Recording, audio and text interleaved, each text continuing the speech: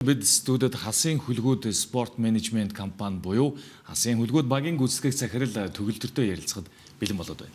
Танд энэ өдрийн мэндийг хүргэе. Тэр. За тэгэхээр яг одоо энэ цаг мөчид Монголын сагсан бөмбөгийн дээдлийг үргэлжилж байгаа юм. Одоо нэлээд эрчтэй цаг хугацаа бас явж байна. Тэгэхээр Монголын сагсан бөмбөгийн багуудын бизнес модель өнөөдөр ер нь өөрийгөө санхүүжүүлэх хэмжээнд хүрсэн гэж ер нь үзэж болох уу? За өнөөдрийн байдлаар багийн одоо тухайн улирлын санхүүжилтийг хэсгийг баг өөрөө бүрдүүлэх хэмжээнд бол хүрээгүй гэж хэлж болно. Одоо байгаа санхүүжилтийн бүтцэн ер нь бүх багууд л адилхан байгаа. Манай багийн хувьд бол спонсорын орлогоос буюу одоо дэмжлэгээр ерөнхийдөө спонсор байгууллагуудын дэмжлэгээр явж байгаа.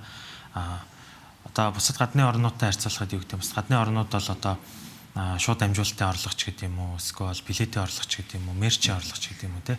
Иймэрхүү зүйлүүд нь түлхүү байдаг бол Монголын нөхцөл бол одоо яг нэг аренад тоглож байгаа учраас тийм өөрийн гэсэн ордноос одоо тасалбарын орлого олно гэсэн юм байхгүй гэсэн.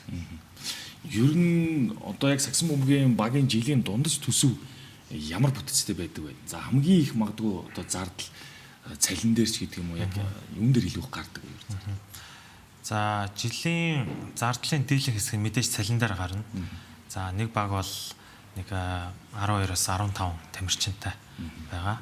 За тэгээд тэндээс бүх баг 2 легионер, нэг Аз легионер байгаа. Тэгээд гадаад засгалжуулагч гэдэг юм уу. Тэгэхээр үндсэндээ Монгол тамирчдын цалин болон одоо гадаад тамирчин засгалжуулагчийн цалин дээр дийлэнх орлогууд нь явж байгаа. Тэгээд тэрийг дагаад яг байр орон сууцны түрээсийн зардлууд.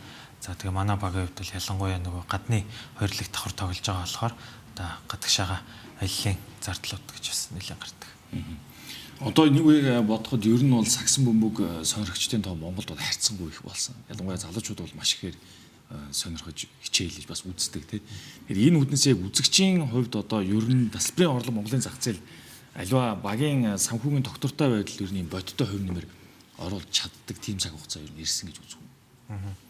Одоо нэг үе бодоход Монголын яг таны хэлсэн шиг сагсны үзэгчийн тоо бол харьцангуй их болсон. Би нэг судалгаа харсан. Яадаг ч байсан үзэгч фэнүүдийн тоогоороо бол сагсан бөмбөг бол волейбол болон бүхэн спортоос бол дээр нэгдүгээрээр нь явж байгаа юм байна лээ. Тэгээд ялангуяа одоо М-банк арена буюу хуучнаар UJ арена ашиглалтанд орсноор 3500 хүний ордон баригдсан. Энэ тогтохтой.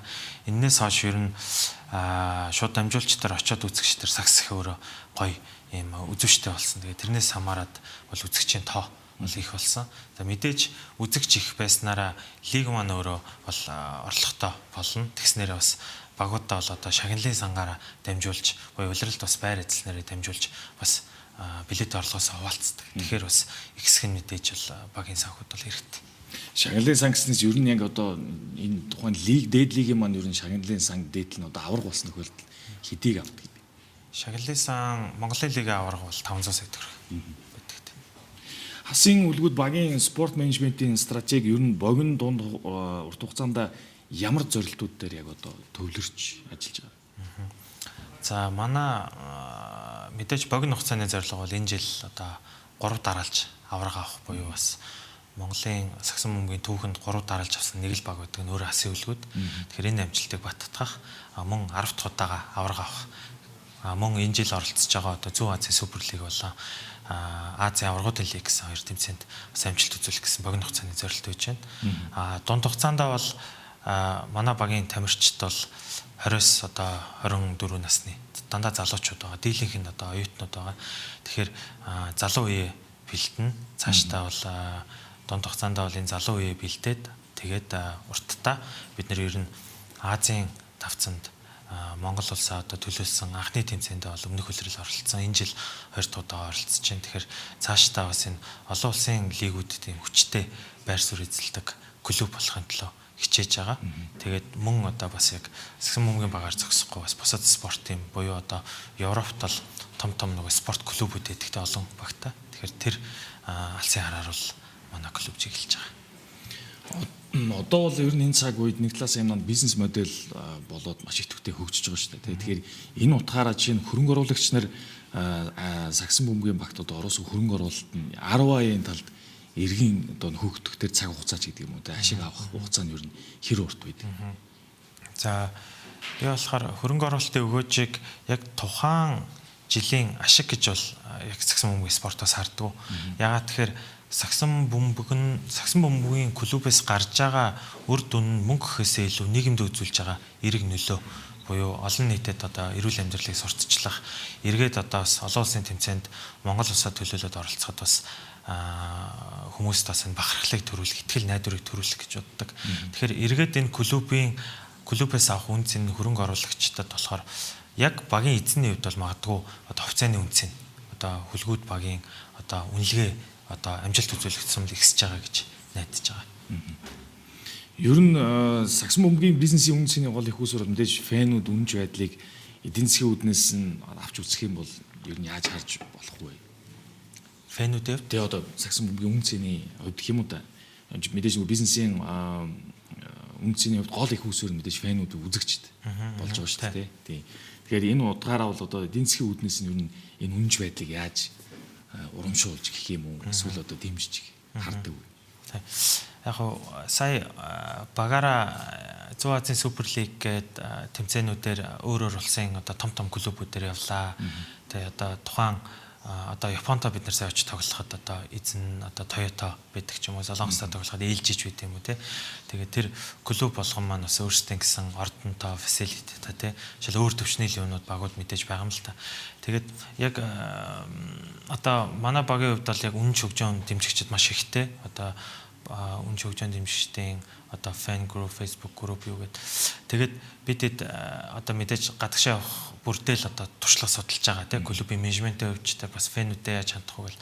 Тэгээд яг тэндээсээ фэнүүд рүүгээ бас ямар хөө арга хэмжээнүүд явуулах хэрэгтэй байна гэдгийг ер нь стил одоо өнөөдрийг болтол сурж байгаа. Яг тэдний шиг одоо юу гэдэг яг өөрсдийн ордондоо одоо тийм сандал судал үгүй барай ингээд гэсэн нэг тийм боломжоор одоогоор бол хязгаарлагдмал байгаа. Гэхдээ цаашдаа бол энэ дээр илүү анхаарч одоо фэн групп рүүгээ хандаж арга хэмжээнүүд хийнэ л гэж бодож байна.